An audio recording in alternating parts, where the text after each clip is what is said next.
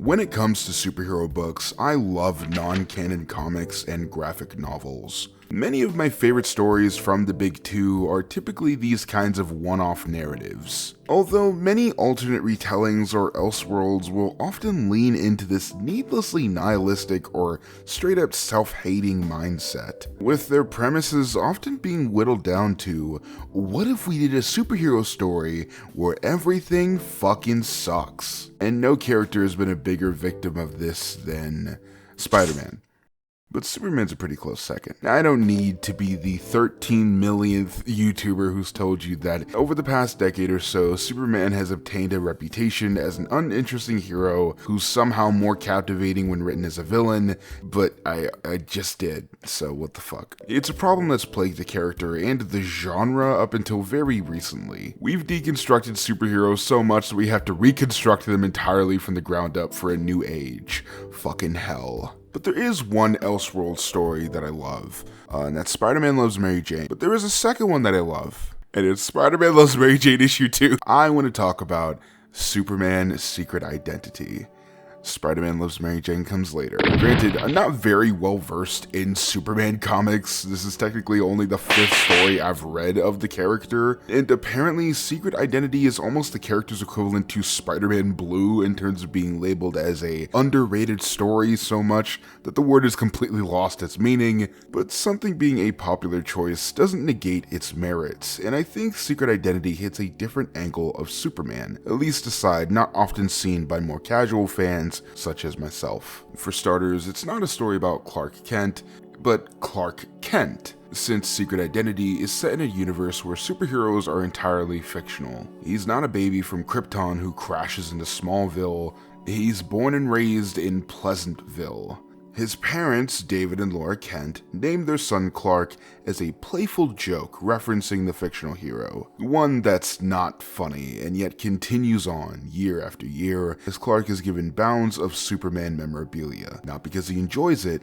but because his family just thinks it's hysterical. And as someone who was also named after a celebrity, I immediately went, me, deadass. From other kids in the hallway teasing him to his own parents calling Clark's shed where he writes his journal narrations a fortress of solitude, leading him to avoid it entirely for about a month and a half. Yeah, Clark's life generally just kind of fucking sucks. This never-ending wisecracking leads to a sort of loneliness, which eventually builds a proclivity for self-isolation in Clark, one I can also identify with, making for some beautiful landscape panels where Clark goes hiking on his own, allowing Stuart Immonen's fantastic art to shine.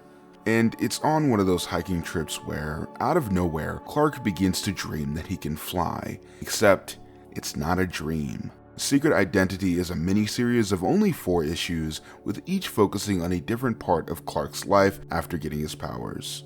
The first issue is about his time as Superboy as he learns to go about maintaining his secret identity and as the world begins to ask questions and seek answers. The second issue is about Clark's young adulthood, moving to Manhattan, becoming an author, and being set up on a blind date by coworkers with a woman named Lois, all as a joke, only for them to become immediately smitten with each other. All the while, he's being surveyed and eventually kidnapped by the government, leading him to question whether or not he should reveal his identity to Lois until he decides that that's ultimately what's best for their relationship. It's kind of a jam-packed issue. Chapter 3 is about an experienced Superman, now a homeowner, as Lois reveals that she's pregnant, while Clark struggles to wonder if having kids is even the right thing to do, as he finally gets the government to stop hunting him down, coming to a shaky agreement to help them out near the end. And issue 4, titled Tomorrow, is about a much older Clark, with his powers now slowing down and thinking of retiring with Lois, as their twin girls now have a life of their own. Eventually bookending with another time jump to a elderly Clark, now journaling on a computer rather than his old typewriter, giving a beautiful monologue about the passage of time as he takes yet another meditative flight into space. Between the journal narration and the short jumps in time in each issue, it feels like each chapter is able to naturally cover a large chunk of Clark's life without ever feeling rushed. save for a pretty random explanation for the superpowers near the end of issue 4. But since Clark is one of, if not the only character with superpowers for a majority of the story, there's no supervillains to battle with at all. The closest thing Secret Identity has to a major antagonist would be the reporter in chapter 1, who's almost like a mixture of Lois Lane and Lex Luthor, since she ends up setting off a bomb and a parade in order to goad Superboy into showing himself, allowing for her to get the big scoop. But once she's dealt with, the big bad is just the US government until they eventually back off. This all might sound boring to some, but it allows for the comic to completely explore the character of Clark Kent, even if this isn't really the character we've known since 1938. I think Elseworlds and even graphic novels can do something truly unique. By exploring a character or mythos in a sandbox with no strict rules or tie-ins whatsoever, it offers a new insight into a universe that should ultimately grow your understanding and appreciation for said character, regardless of canonicity. I don't care that Trouble is non-canon. Ever since reading it, I've been looking at Aunt May a little different. It doesn't matter that this is about an alternate Clark Kent who fucking hates Superman, which is hilarious. I just love how much this comic revels in the struggles of the character. Clark is almost constantly struggling with what he should do. Should he take advantage of his powers to help his parents financially, which would also reveal his identity? Should he tell his girlfriend that he's Superman, possibly putting her in harm's way? These are questions that many superheroes have asked themselves before, but I think the most emotionally poignant problem is in issue 3, Fortress, where Clark questions about the hopelessness of bringing children into this world, especially after seeing the government test and seemingly kill other suspected super beings, both adults and babies. Because even if his unborn children aren't killed, they're gonna spend the rest of their lives being hunted like he is. How could you bring somebody into this world just knowing that they're going to suffer like you will?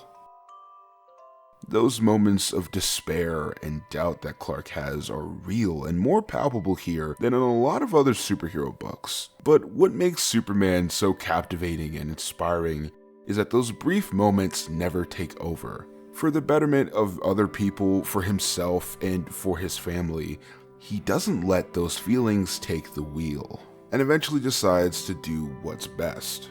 Interpersonal drama in slice of life might not seem interesting to most, but especially when done well, it can feel like the indomitable human spirit distilled into lines of dialogue and beautiful art. As much as I love the quaint teenage struggles in issue 1, or the relatable adult problems in issues 2 and 3, my personal favorite issue of the comic is number 4.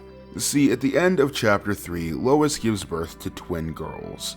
By the final issue, they've eventually grown into successful women with happy lives, who also, unbeknownst to their parents, moonlight as superheroes. It's almost beautiful reading the beginning where Clark is constantly wishing that he had anyone to talk to about his powers, only making his loneliness worse in his teenage years, only to see that come right back around in this issue, where it's revealed that that's exactly the gift that he and Lois gave to their girls, completely by accident. They got to have their very own confidant and friend to confide in, and eventually became a crime-fighting duo. While Clark and Lois initially want to confront the girls, fearing for their safety, they eventually decide to trust that the girls will tell them in time, and they do, leading to a father-daughter crime-fighting trio. Oh my god! I can hold it together. Until Clark allows the girls to take over as his powers begin to wane as the years go on.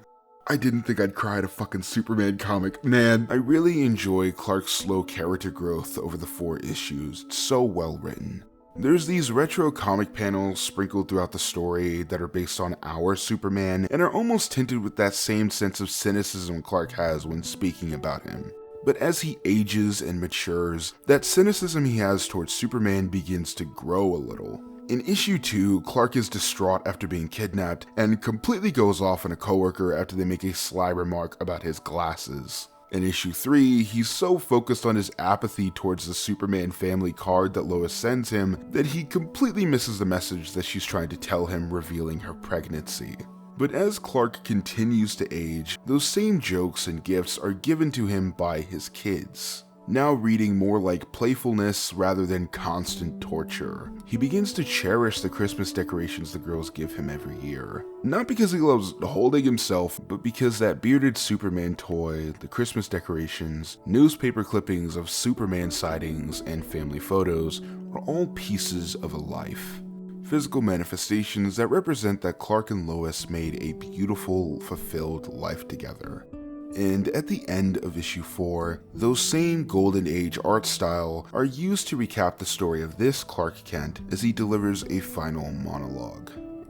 I fucking love this book, man. I read the entirety of Secret Identity in one sitting, which isn't a massive feat.